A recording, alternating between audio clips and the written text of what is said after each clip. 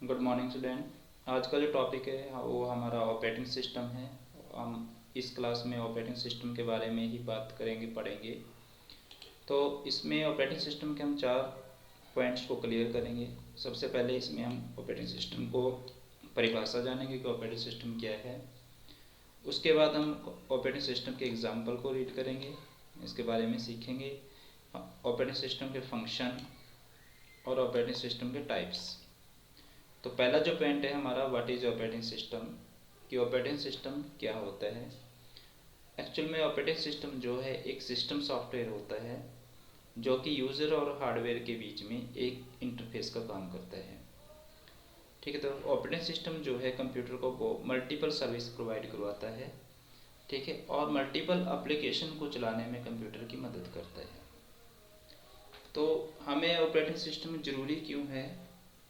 तो ज़रूरी इसलिए है क्योंकि अगर हमारे पास हमारे सिस्टम में ऑपरेटिंग सिस्टम नहीं होगा तो हमारा सिस्टम जो है वो काम नहीं करता है।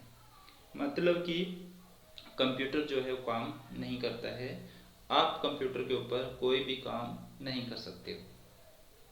तो रीज़न बीइंग है कि क्योंकि जो भी काम होता है वो ऑपरेटिंग सिस्टम के माध्यम से होता है। जब आपका हार्डवेयर चल रहा होता है उसको चलाने में आपका ऑपरेटिंग सिस्टम ही आपकी मदद कर रहा होता है। और जब आपके पास ऑपरेटिंग सिस्टम ही नहीं रहेगा, उसमें कोई प्रॉब्लम आ जाती है तो आप उसको हार्डवेयर को एक्सेस ही नहीं कर पाओगे। तो एक्सेस अगर हार्डवेयर को आप नहीं चला पाओगे तो आप उसमें कोई भी काम नहीं कर पाओगे। तो इसलिए पूरे कंप्यूटर्स के हार्डवेयर से स्मूथली काम करवाने के लिए उसके जो हमें अपना रिक्वायर्ड रिजल्ट लेने के लिए हमें ऑपरेटिंग सिस्टम की ज़रूरत होती है। तो मान के चलो, अगर आप कंप्यूटर पे काम कर रहे हो, अचानक से आपकी विंडोज़ में कोई प्रॉब्लम आ जाती है तो आपका कंप्यूटर जो है वहीं पे हैंग हो जाता है, या फिर आपको ब्लैंक स्क्रीन दिखा देता है, या फिर कुछ समथिंग अलग टाइप की कोई एरर दिखा के बंद कर दिया जाता है, बंद हो जाता है। तो उस टाइम पे आप क्या कर सकते हो? कुछ नहीं, तो आपके पास ऑप्शन क्या है कि आप अपनी विंडो को फिर से रीइंस्टॉल करते हो पीसी में। तो आप रीइंस्टॉल होने के बाद जो भी उसकी फाइलें मिस हो जाती हैं वो उसको रिकवर करके आपके कंप्यूटर को फिर से वैसे का वैसे चला देता है। तो बेस्ट एग्जांपल है कि ये सेम एज मोबाइल है। मोबाइल भी एक आपका स्मार्टफोन है, एक छोटा कंप्यूटर आप मान के चलो कंप्यूटर है वो भी। आप कंप्यूटर के सारे काम आप उसमें मोबाइल में कर सकते हो।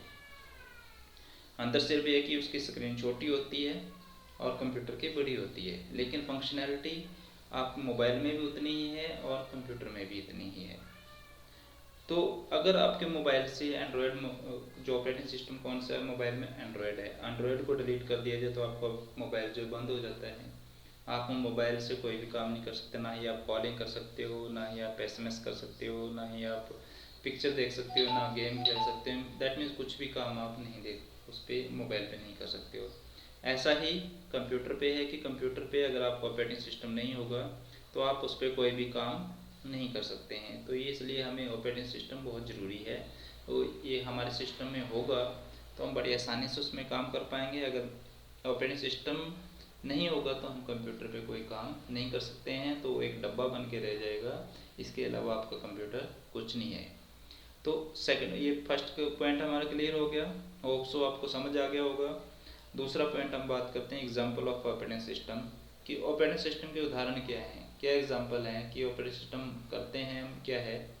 तो बेस्ट एग्जाम्पल है कि ऑपरेटिंग सिस्टम हम देते हैं, हर कोई कंप्यूटर चलाता है। सबसे पहले कंप्यूटर में हमारे पास जब भी ऑन करते हैं तो विंडोज़ लिखा आता है वहाँ पे। किसी के पास विंडो 7 आता है, किसी के पास विंडो 8 आता है, किसी के पास विंडो 10 होती है। ठीक है ना। जो पुराने सिस्टम है उनके पास विंडो एक्सपी भी होगी, विस्टा भी होगी, विंडो 2000 भी होगी, विंडो एनटी भी होगी। तो जहाँ पे विंडो आपको लिखी आती है दैट मीन्स वो आपका ऑपरेटिंग सिस्टम है, वो आपके कंप्यूटर को चला रहा है।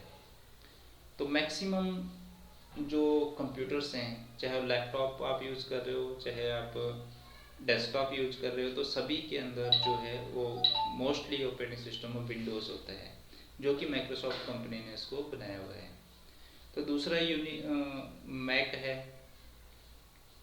मैक जो है वो एप्पल कंपनी ने बनाया हुआ है, तो एप्पल का अपना ऑपरेटिंग सिस्टम है मैक, जिसको हम मैकेंटिश ऑपरेटिंग सिस्टम कहते हैं।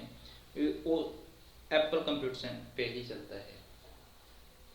जो मैक है वो आपने ध्यान रखना कि जो मैक का ऑपरेटिंग सिस्टम है वो सिर्फ एप्पल के कंप्यूटर्स पे चलता है। जो एप्पल कंपनी ने कंप्यूटर बनाए होते हैं, महंगे भी बहुत ज़्यादा होते हैं, वो एप्पल के कंप्यूटर पे ही चलते हैं, और दूसरे कंप्यूटर्स पे आप उसको इंस्टॉल नहीं कर सकते हैं, क्योंकि उसकी फंक्शनैलिटी ही इस तरीके से उसको बनाया गया है। यूनिक्स है, यूनिक्स भी एक ऑपरेटिंग सिस्टम है, मल्टी यूज़र ऑपरेटिंग सिस्टम है, ओपन सोर्स है, फ्री ऑफ कॉस्ट है, इसकी कोई चार्जेस भी नहीं लगते हैं, तो आप उसको यूज़ कर सकते हैं किसी भी कंप्यूटर्स में, ठीक है ना। तो डॉस है डिस्क ऑपरेटिंग सिस्टम है, ये बहुत पहले चलता था, पुराना, आज की डेट में बहुत कम होता ही नहीं, कहीं पे यूज़ ही नहीं होता ये, कि सिंगल यूज़र ऑपरेटिंग सिस्टम था। जब ये विंडो नहीं थी उससे पहले सभी कंप्यूटर में डॉस होता था। डॉस के फुल फॉर्म है डिस्क ऑपरेटिंग सिस्टम। तो ये एग्जांपल हैं तो ऑपरेटिंग सिस्टम के, कि विंडोज़ हम सभी को पता है कि हम सभी परिचित हैं विंडो से। तो विंडो जो है वो एक ऑपरेटिंग सिस्टम है, और कौन सी कैटेगरी में आता है, सिस्टम सॉफ्टवेयर की कैटेगरी में आता है, क्योंकि विंडोज़ जो है आपके कंप्यूटर को चलाने में आपकी मदद करती है। अगर आपके कंप्यूटर में विंडोज़ नहीं होगी तो आप अपने कंप्यूटर में काम नहीं कर पाओगे। सो एंड सेकेंड यह एग्जांपल ऑफ ऑपरेटिंग सिस्टम हमारा हो गया। होप सो अंडरस्टैंड, आप समझ गए होंगे। फंक्शन ऑफ ऑपरेटिंग सिस्टम के काम क्या है। देखिए ऑपरेटिंग सिस्टम जो है कि काम, ऑल टाइप्स ऑफ काम ही करता है। आपके एप्लीकेशन को मैनेज करता है, आपके डिवाइस को मैनेज करता है। डिवाइस का मतलब है कि जितनी भी आपकी डिवाइसेस हैं जो आपके सिस्टम के साथ लगी हुई हैं, उनसे प्रॉपरली काम वो करती हैं, उनसे प्रॉपरली काम करवाता है। कौन करवाता है, ऑपरेटिंग सिस्टम। उनको सही ढंग से मैनेज करवाता है, उनके जो स्पीड जो है इनपुट आउटपुट के बीच में जो इंटरफेस क्रिएट करता है, उनकी मिसमैचिंग होती है उनको ठीक करता है, बैलेंस रखता है, ताकि हर एक डिवाइस आपकी प्रॉपर तरीके से काम करे। आपकी फाइल मैनेजमेंट करता है, आपकी फाइलें जो हैं जितनी भी सभी को प्रॉपर तरीके से काम कर रही हैं या नहीं करती, ये सभी ऑपरेटिंग सिस्टम उसको चेक करता है। क्योंकि जैसे कि आपने फाइल को कमांड दे दी है कि आपने फाइल को प्रिंट करना है, कोई फाइल को बना रहा है, कोई फाइल को सेव कर रहा है, मतलब डिफरेंट टाइप टास्क जो हैं एक टाइम पे हो रहे हैं, तो ये सब काम जो है वो ऑपरेटिंग सिस्टम करता है। आपकी प्रोसेसिंग को देखता है, सिस्टम की जो आपका प्रोसेसिंग है, प्रोसेसर जो है वो ठीक ढंग से प्रोसेसिंग कर रहा है या नहीं कर रहा है, मतलब अपने काम को सही तरीके से कर पा रहा है या नहीं कर पा रहा है, तो इसको सही तरीके से कंट्रोल करता है ऑपरेटिंग सिस्टम। आपकी सिक्योरिटी एंड प्रोटेक्शन, मतलब आपकी सिक्योरिटी को देखता है कि आपको जो कहीं जो काम कर रहे हो आपका सीक्रेट काम है वो कहीं गलत अनऑथराइज लोगों के पास तो नहीं जा रहा, तो उसको ये बचाता है।